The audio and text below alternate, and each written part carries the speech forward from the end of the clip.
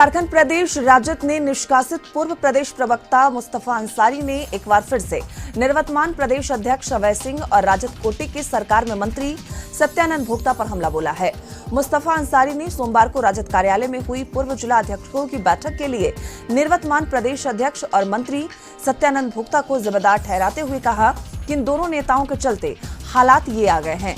बगैर बड़े अधिकारियों को बताए पूर्व जिला अध्यक्षकों की बैठक करनी पड़ रही है और अपने मान सम्मान के लिए आवाज उठानी पड़ रही है। मुस्तफा अंसारी ने कहा कि राजद कैडर बेस पार्टी है और इन दोनों नेताओं ने कैडरलेस पार्टी बना दिया है। जिन मुद्दों को उठाने के चलते उन्हें पार्टी से असंवैधानिक रूप से निष्कासित किया गया था, आज वही मुद्दा पूर्व जिला अध्यक्ष उठा रहे हैं। ऐसे में जरूरत है केंद्रीय नेतृत्व और पार्टी के वरीय नेता को झारखंड में ध्यान देने की, जिससे कि पार्टी को बर्बाद होने से बचाया जा सके। नक्सली संगठन टीएसपीसी की फंडिंग मामले में आरोपी महेश अग्रवाल को पुलिस ने गिरफ्तार कर लिया। एनआईए की टीम ने महेश अग्रवाल को कोलकाता से गिरफ्तार किया। महेश अग्रवाल आधुनिक ग्रुप के पूर्व सीएमडी हैं। बता दें कि मंगलवार को ही झारखंड हाईकोर्ट ने टेरर फंडिंग मामले में आधुनिक पावर कंपनी के एमडी महेश अग्रवाल और ट्रांसपोर्ट अमित अग्रवाल विनीत अग्रवाल की जमानत याचिका खारिज कर दी थी। इससे पहले बहस पूरी होने के बाद अदालत ने अपना फैसला सुरक्षित रख लिया था। बता दें कि टंडवा में मगध आम्रपाली कोल प्रोजेक्ट में लोडिंग और खनन के लिए कार्य कर रही कंपनियों पर उग्रवादी संगठन टीएसपीसी को आर्थिक मदद पहुंचाने समेत कई गंभीर आरोप लगे हैं। विधि व गन्ना उद्योग मंत्री प्रमोद कुमार ने मंगलवार को पूर्णिया के प्रमंडलीय कार्यालय में मठ मंदिरों की परिसंपत्ति और गन्ना उद्योग विकास को लेकर अधिकारियों के साथ बैठक की। बैठक में प्रमंडलीय आयुक्त राहुल रंजन महिवाल समेत कई अधिकारी शामिल हुए। मंत्री प्रमोद कुमार ने परिसदन में पत्रकारों से बात करते हुए कहा कि पूर्णिया में 563 एकड़ मठ मंदिरों की जमीन चिन्हित हुए हैं, जबकि पूरे बिहार में 30,000 एकड़ से अधिक जमीन चिन्हित किया गया। इन सभी जमीन को जिला के पोर्टल पर डालने का निर्देश दिया गया है। साथ ही सभी को जमाबंदी का भी निर्देश दिया गया है। उन्होंने कहा कि जो जमीन अवैध तरीके से बिक गया है या किसी दूसरे के नाम ट्रांसफर कर दिया गया है, वैसे सभी जमाबंदी को जांच कर रद्द किया जाएगा। कटिहार के जिलाधिकारी कार्यों की प्रशंसा करते हुए मंत्री ने कहा कि मठों की जमीन पर अस्पताल बनाने का उन्होंने निर्णय लिया, जो सराहनीय है।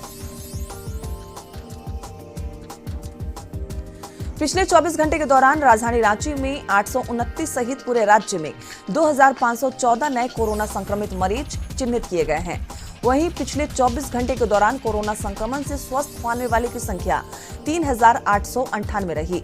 वहीं पूरे राज्य में 4 लोगों की मौत कोरोना के कारण हुई। अगर टोटल एक्टिव केसेज की बात करें तो राजधानी रांची में 11,687 सहित पूरे राज्य में 29,974 टोटल एक्टिव केसेज की तादाद है। अगर शादी समारोह की बात करें तो खरमास के बाद शादी का सीजन शुरू होने के बाद ऐसे धार्मिक कार्यक्रमों के आयोजन में कोरोना गाइडलाइंस का अनुपालन कराना प्रशासन के लिए एक चुनौती हो सकती है। राज्य सरकार की गाइडलाइंस के अनुसार 100 लोग ही वैवाहिक कार्यक्रम में शामिल हो सकते हैं। वहीं सूबे सहित राजधानी में भी बूस्टर डोज लेने वालों की संख्या में खास इजाफा नहीं हो रहा। वहीं बढ़ते कोरोना संक्रमण के मामलों के बीच कई तरह की लापरवाही सड़कों पर देखी जा रही है। मुख्यमंत्री नीतीश कुमार के कोरोना संक्रमण से मुक्त होने के बाद लोगों के बीच कंबल वितरण किया गया। जदयू नेता छोटू सिंह ने कंबल, मिठाई, सैनिटाइजर का वितरण किया। 13 जनवरी से मुख्यमंत्री के स्वस्थ होने के लिए लगातार हवन किए जा रहे थे। संक्रमण के कारण राजधानी में शादियां टल रही है। राजधानी में मैरिज हॉल में शादियों की बुकिंग कैंसिल हो रही है और शादी करने वाले ही परेशान हैं। मैरिज हॉल के मालिक ही परेशान हैं, तो उनका क्या कहना। लोग आ रहे हैं और अपनी शादी कैंसिल कर रहे हैं और जो पैसा उन्होंने एडवांस में लिए थे वो लेके जा रहे हैं। अब मैरिज हॉल चलाने वाले लोगों के सामने की स्थिति बहुत खराब हो गई है और स्थिति भूखमरी की हो गई है। उनका कहना है कि अभी तक दर्जनों शादियां कैंसिल हो चुकी है और लोगों का पैसा वापस किया जा चुका है। आखिर क्यों हो रही है शादियां कैंसिल?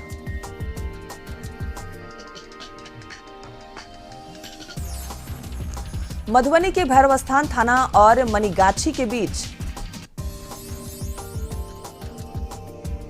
राजधानी पटना में लगातार कोरोना संक्रमण की स्थिति में उतार चढ़ाव जारी है, लेकिन लोग बिना मास्क के ही बाजार में जा रहे हैं। एक तरफ जहां पुलिस मास्क चेकिंग अभियान का दावा कर रही है, तो दूसरी तरफ अभियान से पड़े लोग बिना मास्क सड़कों पर दिख रहे हैं।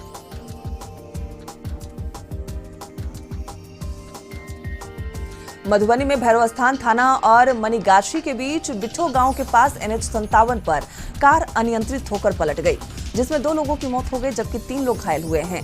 तीनों घायलों को रात में ही इलाज के लिए DMCH में भर्ती करवाया गया। दोनों मृतकों में भैरवस्थान थाने के नरुआर छिटोली निवासी 18 वर्षीय लालू चौपाल और एक और लोग शामिल हैं। बताया जा रहा है कि ये लोग जा रहे थे। 5 लोग ऑल्टो कार से सकड़ी की ओर जा रहे थे, तभी यह हादसा हुआ। पिछले दिनों साहिब गुरुद्वारे के मुख्य ग्रंथी भाई राजेंद्र सिंह की संदिग्ध मौत मामले में बेटे रंजीत सिंह ने चौक थाने में अज्ञात लोगों के खिलाफ हत्या का मुकदमा दर्ज कराया है।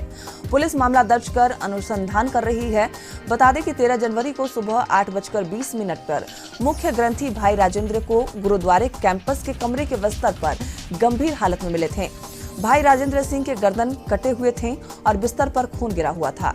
बाद में उन्हें अस्पताल में भर्ती कराया गया, जहां इलाज के दौरान 17 जनवरी को उनकी मौत हो गई।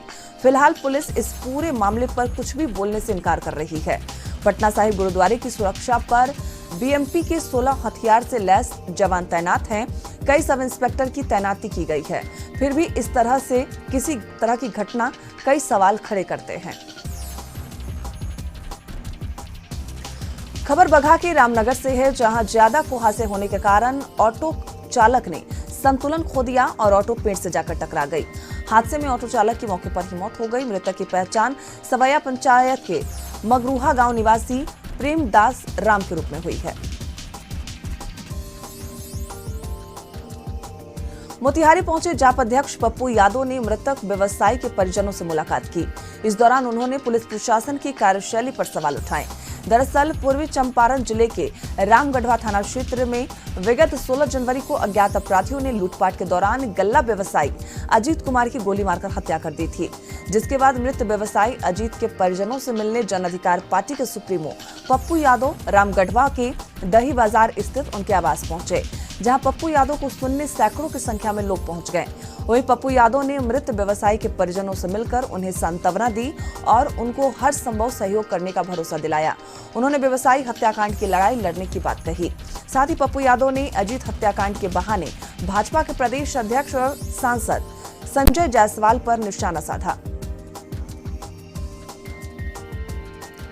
गोपालगंज पहुंचे जन अधिकार पार्टी के सुप्रीमो पप्पू यादव ने मुखिया के परिजनों से मुलाकात की और आरोपियों को जल्द से जल्द गिरफ्तार करने की मांग की। साथ ही परिजनों को 20 लाख रुपए सहायता राशि देने की मांग की। इस दौरान पप्पू यादव ने कहा कि बिहार सरकार अपराधियों पर लगाम लगाने में पूरी तरीके से विफल रही है। बता दें कि धतीवना पंचायत के मुखिया की हत्या कर दी गई। बोकारो के बेरमो में CCL बैंड के एरिया अंतर्गत खास महल कोनाल परियोजनाओं में पानी का हल पैंक टैंकर दुर्घटनाग्रस्त हो गया। बताया जा रहा है कि ऑपरेटर टैंकर में पानी भरकर कार्यस्थल की ओर जा रहा था, तभी हिचकोले से टैंकर का अगला हिस्सा उठ गया। तत्काल PC मशीन लाकर टैंकर को सीधा किया गया।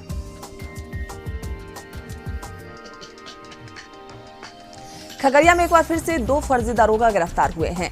दोनों फर्जी दारोगा समरनाले के पास संदिग्ध हालत में घूम रहे थे। पुलिस को देख दोनों धीरे धीरे फरार होने लगे, लिहाजा पुलिस ने शक के आधार पर दोनों को हिरासत में लेकर पूछताछ की। प्रमाण पत्र की जांच की तो दोनों के कागजात फर्जी निकले, जिसके बाद SP अमितेश कुमार के आदेश पर चित्रगुप्त नगर थाना पुलिस ने दोनों के खिलाफ केस दर्ज करके दोनों को गिरफ्तार कर लिया। पुलिस की माने तो दोनों युवक बेगूसराय जिले के रतनपुरा गांव के रहने वाले हैं। इससे पहले भी इस गांव का विक्रम कुमार नाम का फर्जी दारोगा मानसी थाने से गिरफ्तार हुआ था। वो 18 दिनों तक मानसी थाने में योगदान भी दिया। बाद में जांच में वो फर्जी निकला था। हालांकि विक्रम अभी जेल में है, जबकि तत्कालीन थानाध्यक्ष निलंबित है। आपको बता दें कि गिरफ्तार युवक राजीव कुमार और आलोक कुमार का दावा है कि दोनों की बहाली गैर सरकारी संगठन SPCA ने की है, जिसकी मान्यता बिहार सरकार ने दी है।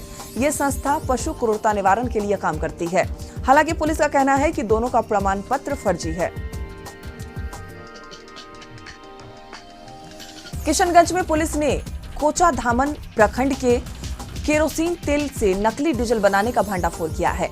SDM शहनवाज अहमद नियाजी के निर्देश पर बहादुरगंज प्रखंड के आपूर्ति पदाधिकारी ने कोचाधामन प्रखंड के डेरामारी में चल रहे डीजल बनाने के नकली कारोबार का भंडाफोड़ करने में सफलता हासिल की है। छापेमारी में भारी मात्रा में नकली डीजल और केरोसिन तेल बरामद किए गए। हालांकि छापेमारी की सूचना के बाद इस खेल का सरगना फरार हो गया।